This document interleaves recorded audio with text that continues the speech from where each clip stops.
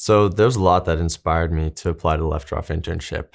There's few opportunities where you'll get to go into a hospital and witness a surgery, and then the next day you get to go build a device with your bare hands, and then the next day you're talking to an entrepreneur in Silicon Valley about where they got their first idea to start their company. And the Lefteroff Internship made me realize that I could satisfy that itch of wanting to become a doctor and stay in the engineering path. That was kind of like a dream come true for me as I was going through my schooling career in engineering, because I realized that a lot of engineers, they take the product out and to early adopters and still work with patients, and that's what I'm still striving to do right now.